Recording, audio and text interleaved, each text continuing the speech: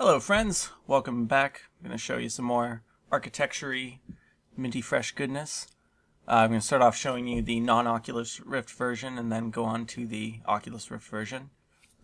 To start, I wanted to show you the cool little icon thing that you can do inside Unity. So I've got my company logo there. And you know, any resolution is fine. I've been doing stuff windowed lately just because it keeps everything happening quickly. So you're immediately going to see some of my latest changes. I've downloaded the Autodesk Material Converter script, which has made it easy to take some materials straight from Revit through 3ds Max and then into Unity. So, you know, things are a little bit more colored now.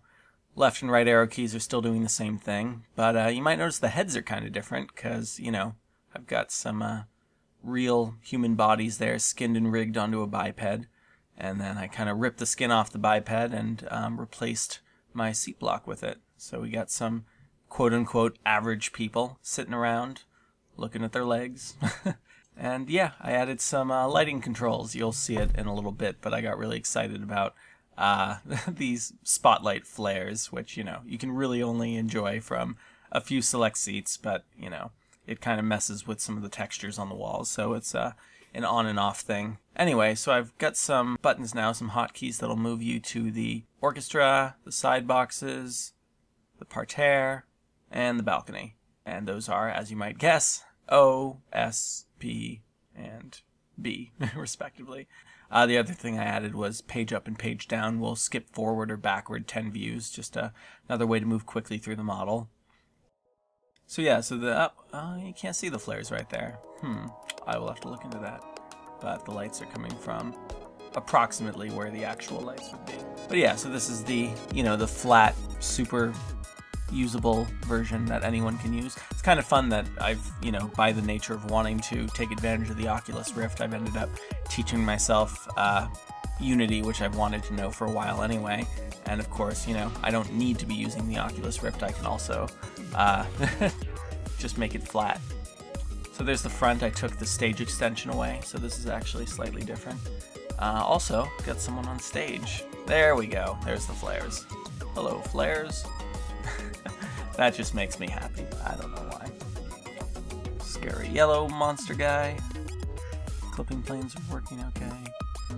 And yeah, got my light controls. Literally the control button. I just think that's pretty. Really wouldn't affect how we proceed the design at all unless I, you know, really decided to talk to the lighting designers in my office, but I think it's a cool aesthetic. And the blue down there is where there is no geometry or where the normals are flipped. We're in like a video game FPS kind of camera that lets you kind of walk around.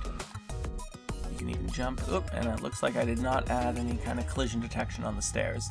I divided up the model, by the way, into floors, stairs, railings, walls. I try to group all those things together and simplify the geometry as much as possible so it can load quickly. I wonder if I can get in there. I mean, again, not that anyone would care, but it'd be kind of cool to show walking up the stairs. Oh, hello. Hello, room that I'm only able to see due to clipping planes.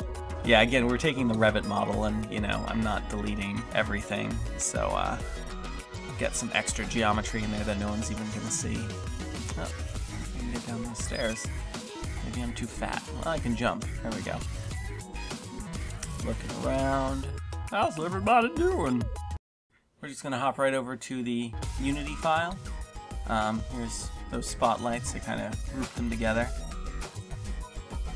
And the main reason I'm in the Unity file, I'm not going to do like a big, you know, tutorial on everything I've got going on in here, but I did actually just want to run the Oculus Rift version of this through Unity, because for some reason I'm having better results inside of Unity than when I'm actually creating a separate file. Anyway, so by default, you know, I can have this kind of thing, which is useful when I'm developing, and I can make sure everything looks right for the animations. When I'm cycling through different keys, you know, I can watch the camera move, I can watch the stuff I have going on in the side boxes move. But obviously I can't actually have the Oculus Rift on at this part. Really what's more useful to do is to use a little button down here called Maximize on Play. And this will actually make everything go full screen whenever I press play. So I can put on the Oculus Rift, and even though we still get some toolbars up there, when I put it on, it looks pretty good. Slightly more complex geometry in here, although it's all instanced, so it's not using too much memory. There's that control button, and those lights look really different depending on the Unity build quality settings, which is interesting and kind of problematic. But yeah, move through the hall again. Looks great. Get a little bit of a wood texture down there, and carpeting, all straight from previous Macs or Revit. We've been using the Revit chairs now. Yeah, so I got those problems on the walls with lights doing weird things, and I thought it might have something to do with some kind of light photon setting in the build settings, but it doesn't seem to change it. I think it's because I've got some spotlights up in the ceiling, and maybe it's making light bounce in weird ways. Anyway, so here's the reason why I made that file. It's because we're looking at leaning versus bust style, which is everyone front to back. And we just kind of wanted to move down the hall looking at how those different views compare. Ooh, this looks really scary if you have the Oculus Rift on. So yeah, we're looking at this, what we're calling Swan style bench seating, which is, you know, not very common when you're on the side galleries of an area. And yeah, I mean, the leaning, when you're leaning in the Swan style versus in bust style leaning, the views are pretty comparable. The big problem comes, of course, is someone in front of you is leaning and you don't want to lean, they kind of get in your way. It's like that classic rock concert thing where, you know, everyone's sitting down through the opening acts, and then maybe the main act shows up and the person in front of you stands up, and now you gotta stand up. Hey, that flare thing's working. I wonder why it wasn't working at this spot in the last model. Anyway, yeah, so you can already see some differences, even though it's through two eyes, of the difference between the Oculus version of this model and the flat 2D version. Yeah, those views are not great.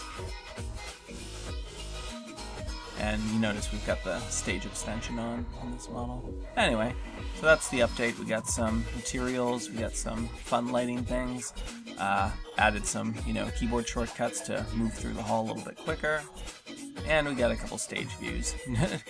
I would love to get like a first-person camera, like in the flat version, but with the Oculus Rift it becomes strangely difficult. For some reason, it really doesn't like having 4 cameras and you trying to change the eye of all these cameras to be able to do an on-stage, you know, walk around thing. So, you know, this is just a fixed point eye level.